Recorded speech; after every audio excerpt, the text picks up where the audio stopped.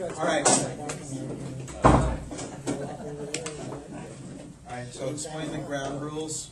You will have 5 minutes to make your statement, 2 minutes for rebuttal, and but we'll. I'm against it. Maybe. Is there a referee? No, but I currently have these cards here, but I'm not going to use these. If you go too long, if you continue to go. You won't do that to Jerry. Of course I will. Right, founding figures. We're not sexist. So we'll get started, I guess. And first up, we have Peter Fallon from Roosevelt University in Chicago. And Peter is the editor-elect of Explorations in Media Ecology. And the title of his presentation is Ernest, Reginald, McClintock, Dix, 1857 to 1936, The Last Man of Letters. Okay. I'm the king of long titles. Truth in Advertising, Ernest, Reginald, McClintock, Dix is not, in fact, a founding figure of anything, let alone of media ecology. In the sense that a founding figure connotes the first of a type, he is, in fact, I believe, part of my argument is he's the last of a type. He's representative of a kind once common, but now pretty much disappeared from the face of the earth. He stands as an example of McLuhan's archetype of the man of letters, or I guess I'm forced to say now the figure of letters, which, as McLuhan suggests in the Gutenberg Galaxy, didn't emerge until the 18th century, a product of the printing press and the print-driven Enlightenment. If McLuhan is correct in his observation, it's not unfair to assume that once literacy itself begins to recede towards the horizons of our postmodern culture, the phenomenon of the man of letters will also recede. E.R. McC. Dix, which is a lot quicker to say, was only one such example of a man of letters, not uncommon, in fact, in his own time, but increasingly rare, if not entirely extinct, in an information environment of electricity and digital pulses.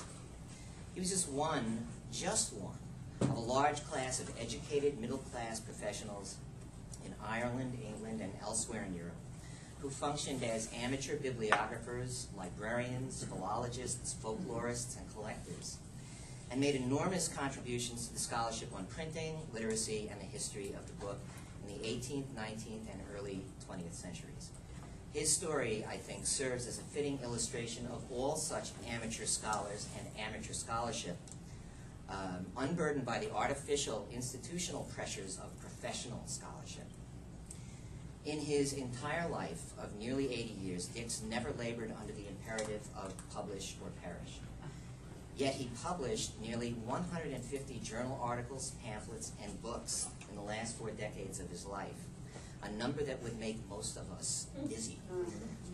If that were not enough to seal anyone's legacy, he also endowed the National Library of Ireland with the most significant collection of rare early printed books in the world, the Dix collection, and all on a solicitor's salary. He spent his professional life writing wills and doing probate. Like a good many able Irishmen, one of Dix's American friends said in the 1930s, his avocation was his real profession. In an age of information, an age of instant access to information, this digital revolution that we're constantly talking about, full of Googles and wikis and scores of online databases, indices, and search engines, it's instructive to see the type of scholarship, all amateur, that the information environment of a century ago facilitated. It's also important to note and think about, for those of us who are privileged to use research libraries and archives, just how much information is not available in a digital form in our digital information environment, how much remains to be digitized, and to want to question whether it will ever be available in anything but hard copy form. Now, I first encountered Dix and his work in 1990 while doing research in Dublin for a little book I was writing about the spread of printing and literacy in 18th century Ireland. Most of my research questions, of course, came from the field of media ecology, but I was in a quandary about where I was going to find the objective evidence to demonstrate the slow spread of printing in Ireland for the first 3 centuries of existence, and then this explosion of print in the last 50 years of the 18th century. A reference librarian at New York University guided me to a collection of early Irish printed books in the National Library of Ireland, the Dix collection. And I expected this collection to be a base of evidence, incomplete, I was sure, of the slow spread of printing there. It was only when I arrived at the National Library that I began to be aware of the full extent of Dix's scholarship and activity. Not only his collection of Irish books, but also his meticulous chronicling of the first examples of printing in Ireland, books, articles, and pamphlets, both published and unpublished, bearing such prosaic titles as Early Printing in the Southeast of Ireland, List of books, pamphlets, and newspapers printed in Limerick from the earliest period to 1800, list of books, pamphlets, etc. printed wholly or partly in Irish from the earliest period to 1820. Okay, he was not a Stephen King. It's not an exaggeration to say that I could not have completed this research or written my first book had it not been for the labors of Ernest Dix. For nearly 20 years now, I've not only borne an enormous debt of gratitude to him and the many nameless amateur scholars that made up the network with whom he cooperated, but I've also frequently found myself wondering, who was this guy, and why did he spend the better part of his life doing this? In the interest of time, I'm going to skip through a lot of his biography. It's really not necessary. But he did not begin his adult life as a bibliographer or an expert in bibliography. As I said, he was trained and commissioned as a solicitor at the bar. Not that bar. A typescript manuscript monograph that he wrote, Hidden Libraries, undated, is certainly an early expression of his interest in books in the literate environment. In it, he writes, it would be interesting to put on record all existing libraries, whether public or hidden.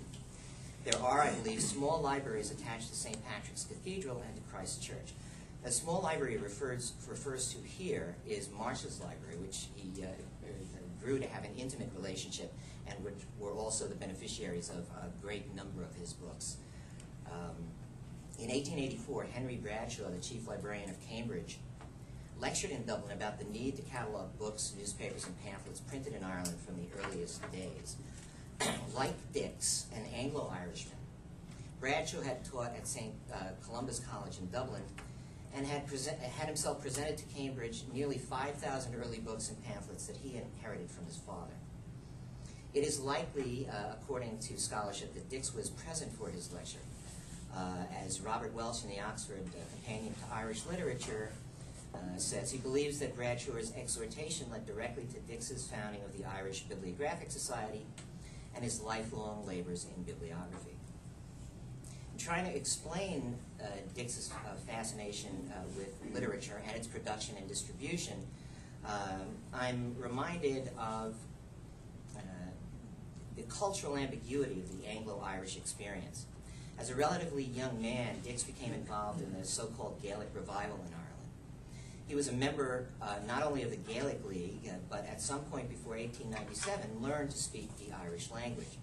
This was not surprising or unusual because, as John Hutchinson has pointed out, the Gaelic revival was in fact largely a Protestant, literate, Anglo-Irish phenomenon rather than a popular Catholic, Irish-speaking oral cultural movement. And the names most closely associated with the revival, William Butler Yeats, Douglas Hyde, Owen McNeill, were all members of the Protestant Anglo-Irish ascendancy. In 1898, Dix's interest becomes public. He writes a query letter to a periodical called The Irish Builder, to which he had on several occasions contributed descriptions of castles in and around Dublin. In the letter, he describes his already growing collection of Irish printed books from the 17th century and asked readers to write directly to him if they had knowledge or actually possessed of other books from that period. He also wrote a brief article for the New Ireland Review, a Catholic journal founded by a Jesuit priest by the name of Thomas Finlay. The article was called Early Printing in Dublin, John Frankton, an Early Dublin Printer and His Work. And this was an interesting venue for his debut, as Finlay's New Ireland Review had something of a reputation for militant Catholic Gaelic-Irish nationalism. This paradox is, of course, entirely in keeping with the largely Anglo-Irish Protestant characteristics of the Gaelic revival. At about the same time, Dix published his first pamphlet, a catalog of early Dublin printed books belonging to Mr. E.R. McC. Dix, printed privately by a publisher called the Irish Figaro. In the preface to that work, he shed probably the best or the greatest amount of light on his motivations. The personal fancy, he said, or vanity that prompts a book hunter to print privately a list of his special treasures needs some excuse, perhaps. Let it be found, then, in the desirability of having some record kept of our local literature in case the books themselves should be scattered. And I go on very much in the style of E.R. McC. Dix, just listing the many works of prosaic title, which I won't really go into right now. It's a database or a list? It's merely a list. Merely the database is at home. And I could really recite for hours the accomplishments of this obscure Irish solicitor, all of his donations, his election to the board of the Library Association of Ireland, his promotion of standards for librarianship and library education, his global renown, eventually as a bibliographer, although nobody has heard of this guy. But in the 1930s, he was consulted frequently by the U.S. Librarian of Congress to help track down rare books. And of course, his 150 books, articles, and pamphlets, to say nothing of the scores of unpublished monographs that I came across in the National Library, which Dix bequeathed to that library. But in the last few minutes of this presentation, I just want to say again that Dix was nothing more than the least obscure member of an unimaginably broad group of these anonymous amateur scholars that were present a century ago. In the final analysis, despite Dix's own explanation of his motives, having some record kept of our local literature, it's difficult, I think, for us to comprehend the number of people involved without pay in the kind of long-term, deep, and comprehensive research that Dix's life represents. It's difficult for us to understand that this was not at all an unusual activity for fairly normal citizens until less than a century ago. It demanded, of course, a certain level of education, an education deeply embedded in book culture. And it, of course, demanded a certain level of income. But let's not believe that this was some trivial amusement for wealthy dilettantes. Dix and his cohorts were solidly, but nothing more than middle-class professionals. They were amateur scholars, but their scholarship has survived to inform the professional scholarship of the present and, I believe, the future. If, as McLuhan suggests, the man of letters is a product of the printing press, and therefore we can expect to see him disappear as the once dominant press recedes in cultural development. Now, I've had this, as the saying goes, I've seen this movie before. Some listening to me today, or reading this when I eventually get it published, will try to reassure me, or themselves, that our new media environment guarantees amateur scholarship to an even greater extent than that possible in Dix's time. I'm not going to argue either for or against that proposition at this point. I expect it's going to come up in questions, if not today, then at another point. I'll merely end using the words which ended this little book about printing in Ireland that I wrote many years ago, made possible by Dix. And that is that the changeover from one medium to another presents both opportunities and challenges. And I believe that we must avoid celebrating the advantages too enthusiastically, lest we miss the meaning of the challenges. For once the changeover is complete, the opportunities and challenges fully assimilated, we will certainly be impotent to undo them. Thanks.